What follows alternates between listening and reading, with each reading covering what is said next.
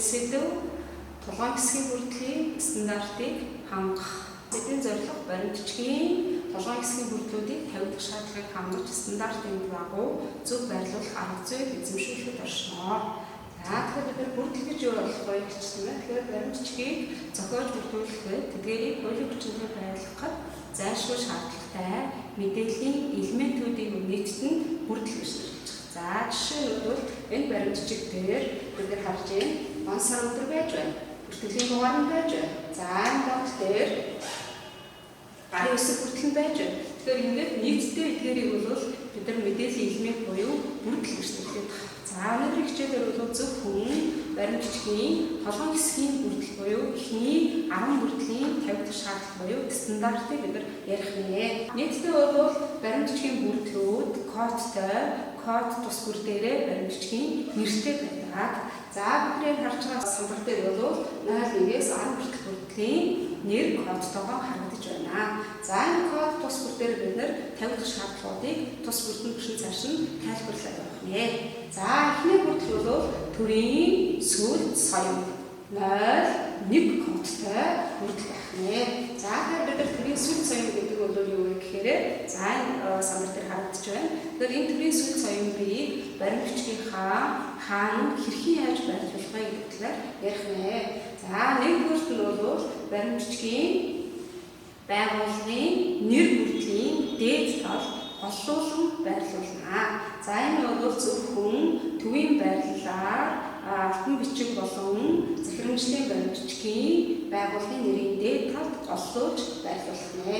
Алтан бичгийг бол бид нар төвийн болон хажуугийн байрлалаар үлддэг. Энэ төвийн болон хажуугийн байрлалаар үлдсэн ч гэсэн байрлал хамаагүй байгууллагын нэрийн дээд талд голлуулан байрлуулна. Мөн төвийн байрлалаар үлдэж байгаа алтан бичгийн байгууллагын нэрийн дээд талд голлуулан байрлуулна. Эндээс юу гэж төгнөх вэ гэхээр ердөө бид нар төрийн сүлд соёлыг бол төвийн байрлалаар үлдэж байсан ч хажуугийн байрлалаар үлдэж байсан ч байгууллагын нэрийн дээд талд голлуулан байрлуулна гэдгийг анхаарах хэрэгтэй байна. Дараагийн дугаарт төрийн сүлд соён байгууллагын бэлэгдэл тэмдэг хоёрыг баримт бичиг давхар хэрэглэхгүй. Хоёр дугаарт бүрдэл буюу 0-2 кодтой байгууллагын бэлэгдэл тэмдэг бүрдэл. Байгууллагын бэлэгдэл тэмдгийг мөн ялгаагүй байгууллагын нэрийн дээд талд голлуулж байрлуулна. Төвийн байсан ч хажуугийн байсан ч байгууллагын нэрийн дээд талд голлуулж байрлуулна. Байгууллагын бэлэгдэл тэмдэг болон төрийн сүлд соён хоёрыг баримтчгийн ямар ч баримтчиг давхар хэрэглэхийг хориглодог. 3 дугаарт нь байгууллагын бэлэгдэл тэмдэг маань баримтчгийн болон байгууллагын нэр бүрдэлтэй давхар хэрэглэхгүй. Энэ юу гэсэн үг юм бэ гэхээр лого дотор буюу байгууллагын бэлэгдэл тэмдэг дотор байгууллагын нэр байгаа учраас байгууллагын нэр бүрдлийг хэрэглэхгүй энэ харагдаж байна гэж бид нар ойлгохгүй байх нэ. 0-3 кодтой бүрдэл буюу биднийхээ бол юу байх вэ гэхээр байгууллагын нэр бүрдэл. Байгууллагын нэрийг бүтнээр бүх үсэг томорч нэ. Тэгэхээр бид нар бол толгойн үсгээр бичнэ гэж ойлгох юм. Энэ жишээн дээр бол байгууллагын нэр маань архивын ерөнхий газар. Яаж юм бэ? Бүтнээрсэн байна, бүх үсэг томорчсон байна. Товчлохгүй гэсэн үг байна. 0-4 бүрдэл буюу 0-4 кодтой баримтчгийн нэр бүрдэл. Бид нар баримтчгийн нэрийг бол өмнөх хичээлээр үзсэн. Нийтдээ 29 нэр төрлийн баримтчиг байна. Энэ 29 нэр төрлийн баримтчгийн бүх нэрнүүдийг бол бид нар юу гэж нэрлэж байгаа вэ гэхээр баримтчгийн нэр бүрдэл гэж байна. Жишээн дээр бол тушаал гэж ирсэн. Тэгэхээр баримтчгийн нэр бүрдлийг бүтнээр бүх үсэг томоор бичнэ. Энд нэг ялгаа орж ирж байгаа. Энэ ялгаа нь бол юу вэ гэхээр 29 нэр төрлийн баримтчгийн зөвхөн нэг нэр төрлийн баримтчигт бол баримтчгийн нэр бүрдлийг хэрэглэдэггүй. Энэ бол юу вэ гэхээр альбом бичиг байх юм. Бид нар энэ жишээн дээр харж байгаа. Энэ жишээн дээр бол альбом бичиг байх юм. Альбом бичиг бол 0-1 кодтой бүрдэл явж байна. Дараагийнх нь баримтчгийн байгууллагын нэр бүрдлийг явж байна. Тэгээд 0-4 орж ирэх хэрэгтэй байна. 0 дөрөв байхгүй шууд дараагийн бүрт орчихсон байна. Тэгэхээр албан бичигт бол баримтчгийн нэр бүртлийг хэрэглэдэггүй байх нэ гэдгийг анхаарах юм. Бусад бүх буюу нийтдээ 28 нэр төрлийн баримтчигт бол баримтчгийн нэр бүртлийг хэрэглэнэ. Хэрэглэхдээ үтнээр бүх үсэг томоорч. За 5 дугаарт нь бол 05 кодтай байгууллагын хаяг бүртгэх байх нэ. За бид нар байгууллагын хаягийг бол дэлгэрэнгүйгээр бичнэ. За дэлгэрэнгүй гэдгийг бол анхаарч байгаа тийм ээ. Хааны, хэдэн тоотын, хэдэн давхартын, утас, факс, мэйл хаяг, веб гихчлэн ерөнхийдөө бол дэлгэрэнгүй бичдэг. За бидний үзэж байгаа EMS 5140 2011 стандартаар бол баримтчгийн хаяг бүртлийг жижигээр бичнэ гэсэн стандарт байх. Гэхдээ бид нар практик дээр бол баримтчгийн хаяг бүртлийг бол аль болох жижигээр бичдэг. За жишээ нь 9-тэй 10-тай фонтын хэмжээ бичнэ тийм ээ. 6 дугаарт нь бол 06 кодтай улсын бүртгэлийн дугаар гэдэг бүртгэл гэж байна. За энэ улсын бүртгэлийн дугаар бүртгэлийг баримтчигт хэрхэн яаж хэрэглэх вэ гэхээр ОБД гэсэн зурчилсан үгийн ар улсын бүртгэлийн дугаарыг тавьж хаяг бүртгэл дотор хамтдхан оруулж хэрэглэнэ. За жишээ нь бол яаж юм гэхээр энэ хаяг бүртгэл харагдаж байна тийм ээ. Тэгэхээр хаяг бүртгэл дотор хамтдхан оруулж хэрэглэнэ. За тэгэхээр ОБД улсын бүртгэлийн дугаар явуулаа, араас нь хаяг бүртгэл явах юм. За тэгэхээр баримтчгүйд бол энэ улсын бүртгэлийн дугаар буюу 06 кодтой бүртгэлийг ингэж хэрэглэнэ. 07 кодтой баримтчгийн огноо бүртгэл гэж байна. За бид нар баримтчгийн огноо бүртгэлийг бол тухайн баримтчгийг баталсан, зөвшөөрсөн, хянсан, боловсруулсан тохиолдолд бол хэрэглэнэ. За баримтчгийн огноо бүртгэлийг бол 4 янзаар хэрэглэдэг байна. За нэгдүгээрт нь бол тухайн баримтчгийн захирамжлын баримтчиг байх юм бол он сар өдрийг оны сарын өдөр гэж бичиж хэлдэг байна. За энэ он сар өдрөө бол бид нар тухайн баримтчгийг хэвлэж гаргаад за дараад нь бол хар буюу бүх хүнгийн бэхээр гараар бичнэ. Хоёрдугаарт нь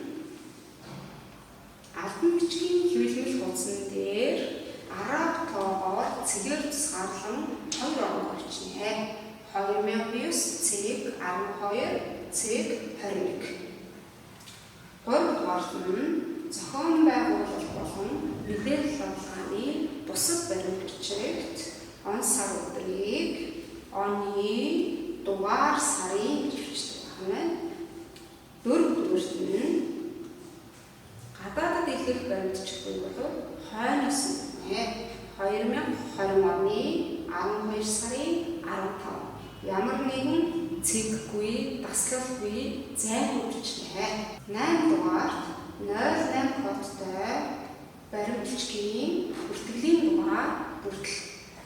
За баримтчгийн бүртгэлийн дугаарыг захирамжлын баримтчиг дугаар гэдэг үгээр бичнэ.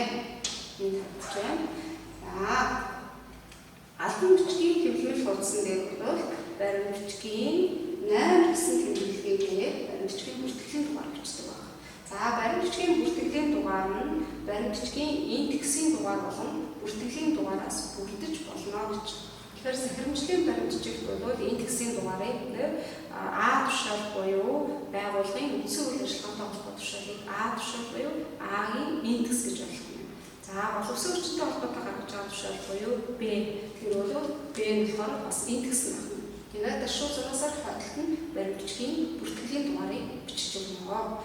За бусад баримтчигт бол заавал индексжүүлэх албагүй зөвхөн бүртгэлийн дугаараар байж болно. Жишээ номер 411. За тухайн байгууллага бол 01 гэж индексжүүлээ бүртгэлийн дугаар нь 418 байх жишээтэй. 9-р 09 кодтой үйлдсэн газрын нэр бүртгэл. За үйлдсэн газрын нэр бүртгэлийг тухайн засаг захиргааны үндсэн нэгжээр бичгэнэ. За бид нар өмнө үндсэнчлэн 05 бүртгэл буюу байгууллагын хаяг бүртгэлийг дэлгэрэнгүй бичиж байсан бол үйлдсэн газрын нэр бүртгэлээр зөвхөн засаг захиргааны үндсэн нэгжээр бичгэнэ. Улаанбаатар хотод үйлдсэн баримтчиг байх юм бол Улаанбаатар хот. Архангаа бол архангай анги. За энэ жишээчлэн.